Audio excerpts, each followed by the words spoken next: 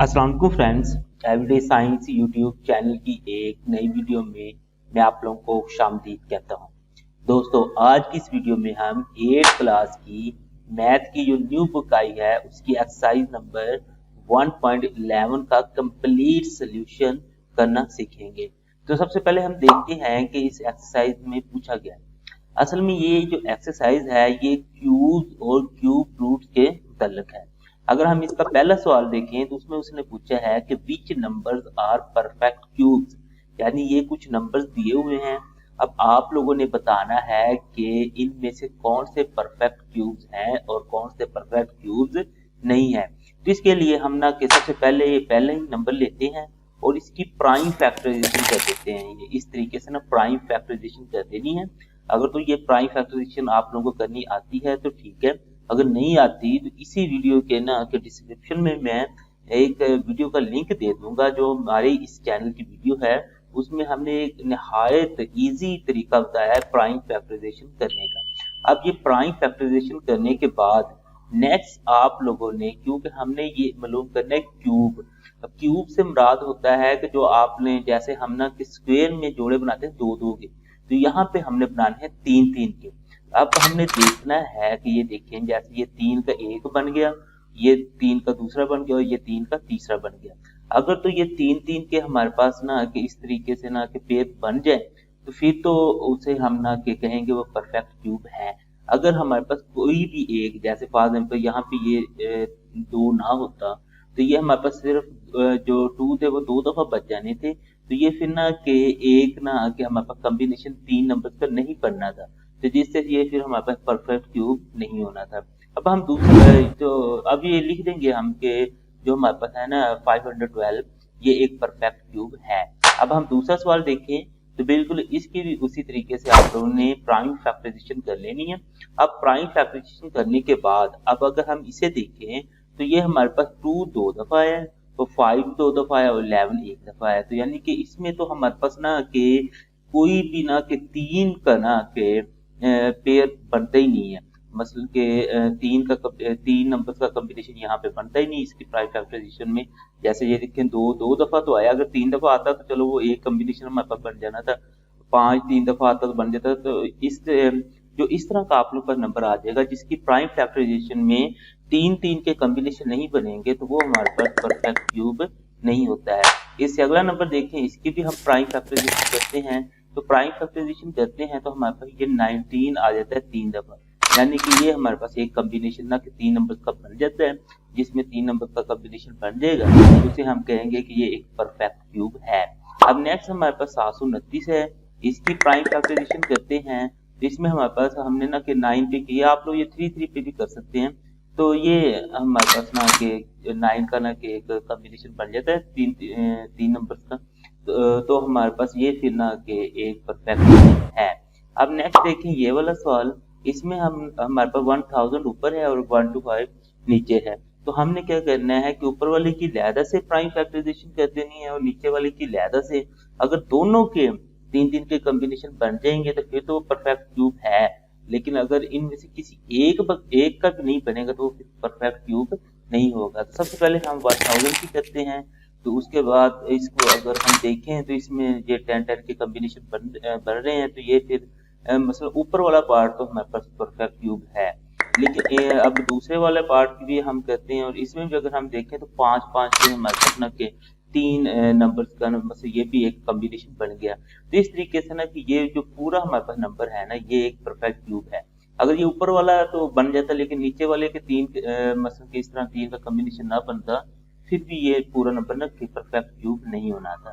तो इस तरीके से हम लिख सकते हैं कि ये जो नंबर है ना हमारे पास ये भी एक परफेक्ट क्यूब है। तो अब हम ना कि दूसरे सवाल पे आते हैं। दूसरे सवाल में पूछता है find the cube roots of the following. ये मुख्तलिफ तीन सवाल दिए हुए हैं, इनके हमने ना कि क्यूब रूट्स मालूम करने हैं। तो हम पहला सवाल देखते हैं जो हमारे पास है 729। इसकी ना सबसे पहले हमने प्राइम फैक्टराइजेशन की है, तो कुछ इस तरीके से आप लोगों ने प्राइम फैक्टराइजेशन कर लेनी है। तो प्राइम फैक्टराइजेशन करने के बाद इसको ना कि हमने इस तरीके से लिख लेना, मतलब 729 था, इन सब को मल्टीप्लाई कर देना है जिन पे ना इनकी प्राइम फैक्टराइजेशन हमने की है। 3 है, फिर 3 है, फिर 3 है, फिर 3 है, फिर 3 है, फिर 3। इन सब को हमने ना कि इस तरीके ने यहाँ पे ना लिख लेना है। अब लिखने के बाद हमने इन दोनों साइड्स का ना क्यूब रूट ले लेना है, इस साइड का भी और इस साइड का भी। अब इधर देखिए हमारे पास क्यूब रूट जो मसलन कि स्क्वायर रूट होता था तो उसमें तो सिंपल ये वाले हमारे पास साइन ही होता है, लेकिन क्यूब रूट में ना इस साइन के साथ ये हमने ना छोटा सा 3 भी लगाना है, तो इसमें भी क्यूब रूट लेंगे तो इसमें भी हमारे पास 3 बनाएंगे। अब नेक्स्ट जो हम स्क्वायर रूट था, स्क्वायर रूट में हम ना के दो के जोड़े बनाते जाते थे जोड़े, लेकिन इसमें ना कि हमने ना के वही जोड़े समझ लें या फिर ये 3 के ना के कॉम्बिनेशन बनाने हैं, क्योंकि हमारे पास यहाँ पे क्यूब रूट है। तो स्क्वायर रूट में हम पर दो के होते थे, लेकिन क्यूब रूट में हमारे पास ना 3 के होंगे। तो ये हमने 3 का पहला एक कॉम्बिनेशन बना लिया, फिर ये 3 का एक दूसरा कॉम्बिनेशन बना लिया। अब इसको बनाने के बाद कुछ फिर हम इस तरीके से लिख देंगे, क्योंकि ये 3 हमारे पास 3 दफा आया तो ये 3 की पावर 3 हो जाएगा, ये भी 3 दफा आया तो ये 3 की पावर 3 हो जाएगा। तो अब ना कि ये जो हमारे पास क्यूब रूट है और इनकी पावर जो 3 है ये आपस में ना कट जाएंगी। तो जैसे हमारे पास स्क्वायर रूट में कटते थे ना, मैं अभी आप लोगों को बताता हूँ कि ये असल में ना कटेंगे कैसे। असल में जो हमारे पास क्यूब रूट है ना उसकी वैल्यू है 1/3। अब ये हमारे पास 1/3 है, तो जब इसकी जो पावर 3 है इसके साथ हम इसे मल्टीप्लाई करेंगे इस तरीके से, तो ये हमारे पास ये दोनों कट जाएंगे। अब कटने के बाद यहाँ पे हमारे पास 1 बच जाएगा, यहाँ पे 1 बच जाएगा। आप लोग 1 को 1 से मल्टीप्लाई करें और फिर 1 पे डिवाइड करें तो आंसर हमारे पास 1 ही आएगा। तो फिर हम ना कि इस तरह इन्हें काटने के बाद ना कुछ इस तरीके से हमने इसे लिख सकते हैं। तो ये हमारे पास इधर 3 ये 3 आ जाएगा, उसके बाद ये वाला हमारे पास 3 आ जाएगा। इन दोनों को जब हम मल्टीप्लाई करेंगे तो हमारे पास इसका क्यूब रूट आ जाएगा, वो हमारे पास 9 आ जाएगा। 3 को 3 से मल्टीप्लाई कर देंगे तो हमारे पास ये ना कि 9 आ जाएगा।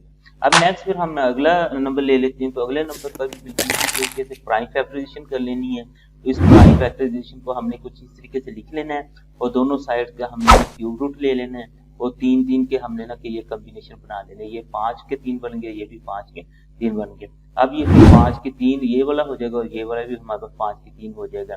अब ये क्यूब रूट के साथ कट जाएगा और कटने के बाद हमारे पास 5 × 5 और 5 को 5 से जब हम मल्टीप्लाई करेंगे तो हमारे पास आंसर 25, यानी कि इस नंबर का जो हमारे पास क्यूब रूट है वो 25 आ जाएगा। अब हम तीसरा सवाल लेते हैं, तीसरे सवाल की भी हम प्राइम फैक्टराइजेशन कर लेते हैं। अब प्राइम फैक्टराइजेशन करने के बाद फिर इसको भी हमने इनके प्राइम फैक्टर को बिल्कुल इस तरीके से लिख देना है। अब लिखने के बाद दोनों साइडों का ना हमने ना क्यूब रूट ले लेना है। अब ये पहला एक दो मतलब 2-3 दफा आया तो उसका एक कॉम्बिनेशन बन जाएगा, फिर ये दूसरा बन जाएगा, फिर ये तीसरा बन जाएगा और फिर चौथा हमारे पास कॉम्बिनेशन 3 दफा आया तो उनका बन जाएगा।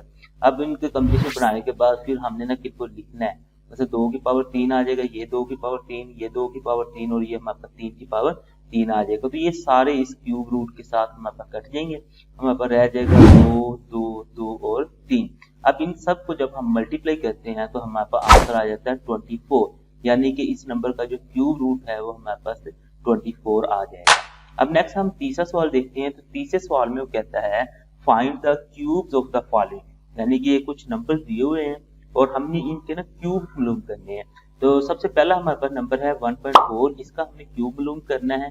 तो हमारे पास ना कि जो क्यूब होगा उसको ना कि उसकी पावर क्योंकि 3 होती है तो हमने इस तरह इसको ना 3 इसकी पावर ना 3 लिखनी है। स्क्वायर मालूम करते हुए हम पावर 2 लिखते थे, लेकिन क्यूब मालूम करते हुए हमने इसकी पावर ना कि 3 लिखनी है। अब इस पावर 3 का मतलब है 1.4 को हमने 3 दफा मल्टीप्लाई कर देना है। 1.4 मल्टीप्लाई 1.4 मल्टीप्लाई 1.4। अब सबसे पहले हम इसमें करते हैं कि इसको चलें उसी तरह लिख लेते हैं, इन दोनों को मल्टीप्लाई कर देते हैं। तो इन दोनों को मल्टीप्लाई करें, 1.4 को 1.4 से जब आप मल्टीप्लाई करते हैं तो ये सिंपल मल्टीप्लिकेशन है, तो आप लोगों के पास आंसर 1.96 आएगा। अब ये पॉइंट जो है ना तो वो हमने लगाना है, इधर से देखें पॉइंट के बाद एक हिस्सा है, इधर से भी हमारे पास एक हिस्सा है, तो ये टोटल हमारे पास 2 बन गए। जो इनका आंसर आएगा तो इधर से हमने काउंट करके ना 2 के बाद शादी लगा देना है इधर से, तो हम 1 और 2 इसके बाद यहाँ पे हमारे पास ना पॉइंट आ जाएगा। तो इसका हम आंसर कुछ इस तरीके से लिख देते हैं, ये 1.4 उसी तरह से आ जाएगा। अब इन दोनों को मल्टीप्लाई करें तो हमारा ये आंसर आ जाएगा। अब हमने इन दोनों को मल्टीप्लाई करना है। अब इन दोनों को मल्टीप्लाई करें, सिंपल जो मल्टीप्लिकेशन का प्रोसेस होता है। अब अगर हमने जब शारिया लगाना, इसमें सबसे ट्रिकी पॉइंट जो होता है ना वो शारिया लगाने का ही होता है। अब हम देखें ऊपर हमारे पास जो पॉइंट है वो इधर हमारे पास 2 इशारे के बाद नंबर है, इधर हमारे पास ना कि 1 है। तो टोटल हम देखें तो हमारे पास 3 बन जाएंगे। तो इधर से हमने ना 3 के बाद इशारे लगा देना है, 1 2 और ये 3 के बाद इधर हमने इशारे लगा देना है।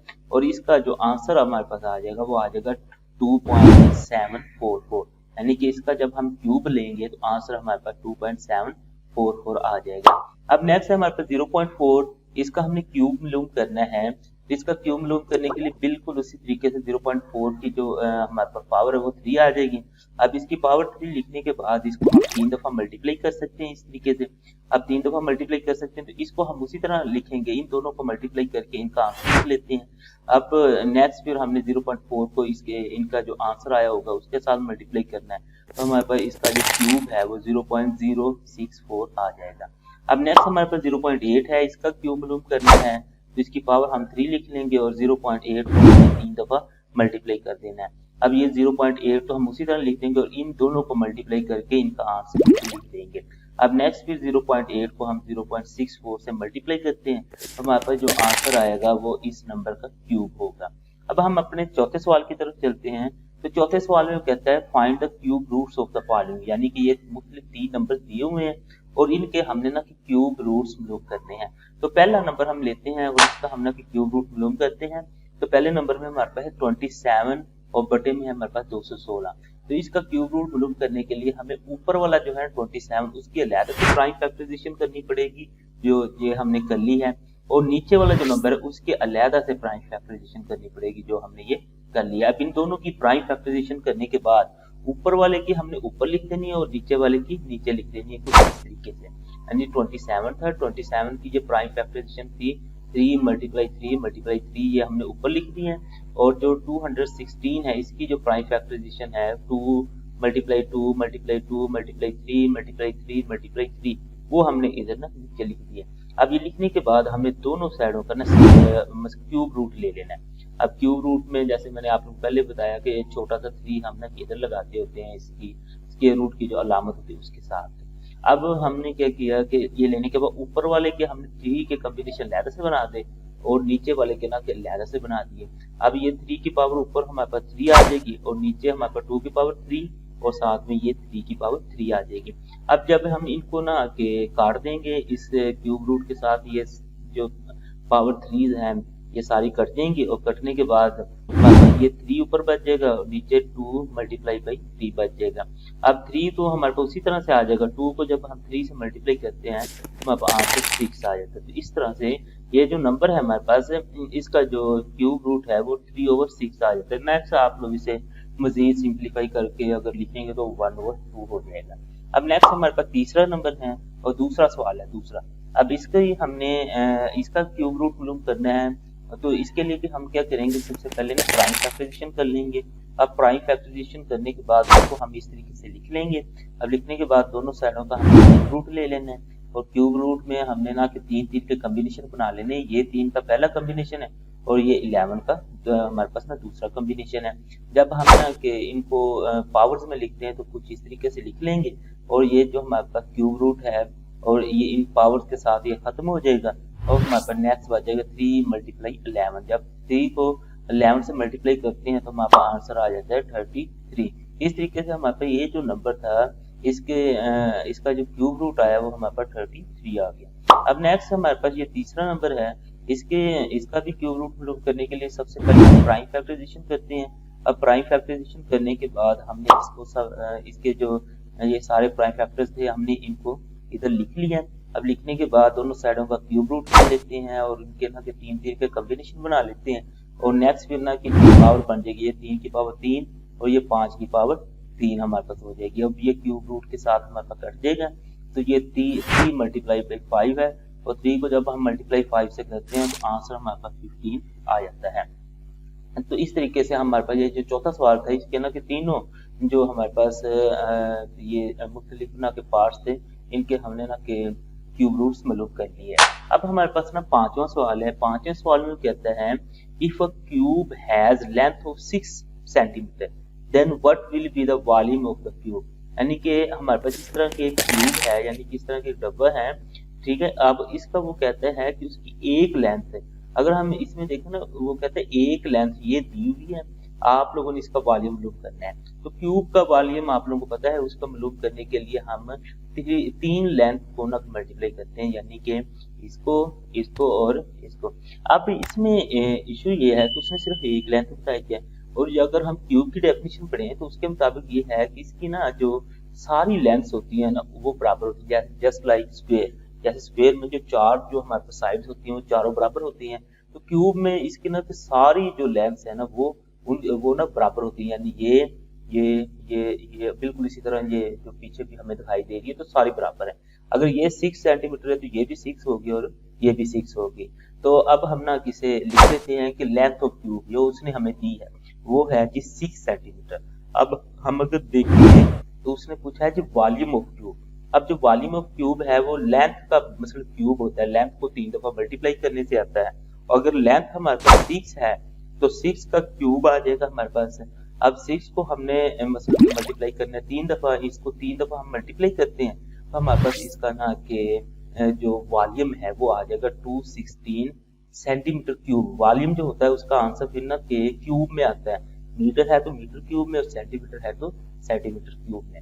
अब हम छठा सवाल देखते हैं, तो छठे सवाल में कहते हैं find the volume of A cube if the length of one side is 8 centimetre. यानी कि इसका जो हमारे पास एक क्यूब है उसका वॉल्यूम मालूम करें जिसकी एक साइड 8 सेंटीमीटर है। बिल्कुल पिछले सवाल जैसा ही है, तो हमारे पास जैसे ये क्यूब है, पिछले सवाल में उसने इसकी लेंथ 6 सेंटीमीटर बताई थी लेकिन अब उसने 8 सेंटीमीटर बता दी है, तो हम उसी तरह लिख लेते हैं लेंथ ऑफ क्यूब हमारे पास 8 सेंटीमीटर है। जो वॉल्यूम ऑफ क्यूब है उसका फार्मूला एल क्यूब है, और एल की जगह चूंकि हमें उसने 8 दिया तो 8 का क्यूब हो जाएगा। 8 को 3 दफा मल्टीप्लाई करना है, और मल्टीप्लाई करने के बाद उसका आंसर आ जाएगा 512। तो ये सेंटीमीटर क्यूब में आ जाएगा क्योंकि हम वॉल्यूम लूप किया। नेक्स्ट है जी 7वां सवाल, वो कहते हैं if the volume of cube shape is. अब इस सवाल में उसने ना कि वॉल्यूम दे दिया और आगे मालूम क्या करवाया, then what is the measure of the edge of the cube. अब इस सवाल में उसने ये किया है कि इसका ना वॉल्यूम दे दिया, यानी कि अंदर का सारा हिस्सा हमें बता दिया। उसने कहा है कि आप लोग ये लेंथ अब आप लोग बताएं। अब इस केस में ना हम लिख लेते हैं कि उसने हमें वॉल्यूम दे दिया और हमने एज यूज करना के यानी कि एज ऑफ क्यूब करना है। तो वॉल्यूम ऑफ क्यूब जो होता है उसका फार्मूला होता है एल की 3, और ये हमें उसने दे दिया है ये हमने ना पूरा नंबर इधर लिख लिया 3375। ठीक है। अब लिखने के बाद क्योंकि हमने सिर्फ एल मालूम करना है तो हम क्या करेंगे कि दोनों साइडों का ना कि क्यूब रूट ले लिया। तो इस तरीके से हमने ना कि दोनों साइडों का ना क्यूब रूट ले लिया, इधर भी क्यूब रूट ले लिया और इधर भी हमने क्यूब रूट ले लिया। अब लेने के बाद ये जो है क्यूब रूट इस चलिए इसका ना अब हम ना कि इसकी पहले ना प्राइम फैक्टराइजेशन कर लेते हैं। अब प्राइम फैक्टर क्योंकि हमने इसका क्यूब रूट लेना है तो प्राइम फैक्टराइजेशन करने के बाद नेक्स्ट दिन ना हम इसके सारे जो प्राइम फैक्टर्स थे वो लिख के इनके ना 3 के कॉम्बिनेशन बना लेते हैं जाके ये क्यूब रूट के साथ ना के कट सके। तो वो ये हमारे पास 3 की पावर 3 बन जाएगा और ये 5 की पावर 3 बन जाएगा। तो ये हमारे पास कट जाएगा, मसलन कि ये जो पावर 3 है इस क्यूब रूट के साथ कट जाएगी और इसकी पावर भी इस क्यूब रूट के साथ कट जाएगी। तो हमारे पास L बराबर आ जाएगा 3 मल्टीप्लाई बाई 5। अब 5 को जब हम 3 से मल्टीप्लाई करते हैं तो आंसर हमारे पास आएगा 15। अब चूंकि एक लेंथ है तो उसका जवाब आएगा वो सेंटीमीटर में आएगा। ठीक है। अब नेक्स्ट फिर हम ना 8वां सवाल देखते हैं। तो 8वें सवाल में कहते हैं the volume of A cube is. अब बिल्कुल 7वें जैसा ही है कि अब भी उसने वॉल्यूम बता दिया और वो कहता है कि आप लोग लेंथ ऑफ द साइड मालूम करें। बिल्कुल जैसे ये हमारे पास क्यूब है इसका अंदर से वॉल्यूम बता दिया और इसकी एक लेंथ मालूम करने को कहा है हमसे। तो हम लिख लेते हैं वॉल्यूम ऑफ क्यूब और एज ऑफ क्यूब यानी कि एक साइड हमने मालूम करनी है। बिल्कुल वही फार्मूला लगाते हैं और हमने ना कि इसके बराबर लिख लेते हैं। हम लिखने के बाद अब हम हमारे पास ये 7 to 9 जो है ना इसको ना इसका हम ना के यहाँ पे ना इसकी प्राइम फैक्टराइजेशन कर लेते हैं। अब ये जो प्राइम फैक्टराइजेशन हम करेंगे अब इसको ना कि हम 7 to 9 की जगह ना इसके सारे प्राइम फैक्टर लिख देंगे और इसके 3 के कॉम्बिनेशन बन जाएंगे। अब ये 3 की पावर 3 और ये भी 3 की पावर 3 और ये जो हमारे पास पावर 3 है ये क्यूब रूट के साथ दोनों साइडों से खत्म हो जाएगी। तो हमारे पास L बच जाएगा 3 मल्टीप्लाई 3। जब 3 को 3 से मल्टीप्लाई करेंगे तो हमारे पास आंसर आ जाएगा 9 सेंटीमीटर। यानी कि ये जो क्यूब का जो वॉल्यूम दिया हुआ था उसकी जो एक लेंथ है ना वो 9 सेंटीमीटर बनती है। अब लास्ट वाले हमारे पास वो कहता है how many cubical boxes of dimension 5 multiply 5 multiply 5 can be packed in a large cubical case having volume 875। असल में वो कहता है कि हमारे पास ना एक बड़ा डब्बा है। अब बड़े डब्बे का जो वॉल्यूम है वो है 875 सेंटीमीटर क्यूब। अब आप लोगों ने बताना है उसमें इतने वॉल्यूम के छोटे कितने डब्बे आ सकते हैं। जैसे ये हमारे शेप है, ये एक बड़ी हमारे पास शेप थी। अब इसमें ये देखें जैसे ना 1 2 3 4 5 6 7 8 9 9 और ये भी 9, फिर हमारे पास 18 और ये भी 9, हमारे पास 27। मतलब कि ये बड़ा एक डब्बा था, उसमें जो छोटे डब्बे हैं वो 27 पूरे आ गए।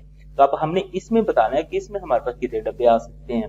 तो सबसे पहले हम लिखते हैं कि जो क्यूब है ना, स्मॉल क्यूब जो उसने दिया हुआ है उसका वॉल्यूम क्या है, वो हमारे पास ये 5 मल्टीप्लाई 5 मल्टीप्लाई 5। अगर इन तीनों को हम मल्टीप्लाई करते हैं तो इसका जो वॉल्यूम बन जाता है वो 125 सेंटीमीटर क्यूब बनता है। बिल्कुल इसी तरीके से हम ना जो हमारे पास बड़ा क्यूब है उसका वॉल्यूम भी दिया हुआ है 875। अब नंबर ऑफ क्यूबिकल बॉक्सेस अगर हमने मालूम करने हैं तो बड़ा जो क्यूब है उसको हम ऊपर रखेंगे और छोटे पे उसको ना डिवाइड कर देंगे।